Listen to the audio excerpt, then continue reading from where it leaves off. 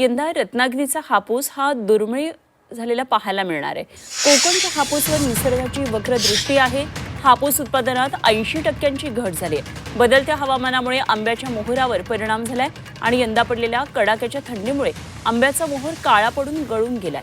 त्यामुळे आता आंबा बागायतदार संकटात सापडलेत।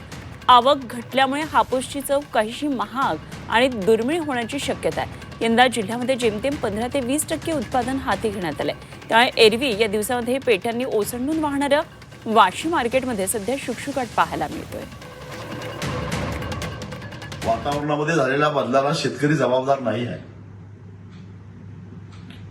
कीटकनाशक कंपन्यांनी चुकीची औषधं दिली आणि शेतकऱ्याला फसवलं। वातावरणामध्ये बदल झाला, शेतकरी खर्च करून कंगाल झाला आणि आज तो आंब्याला मोताज झाला। अशा परिस्थितीमध्ये केंद्र सरकारनं आंबा उत्पादकाला मदत केली पाहिजे, राज्य सरकारनं आंबा उत्पादकाला मदत केली पाहिजे, एक भरीव पॅकेज दिलं पाहिजे। म्हणजेच 12 मार्चला ओरस या सिंधुदुर्ग जिल्ह्याच्या जिल्हाधिकारी कार्यालयावर प्रचंड मोठा आंबा बागायतदारांचा मोर्चा काढायचं ठरवलेला आहे।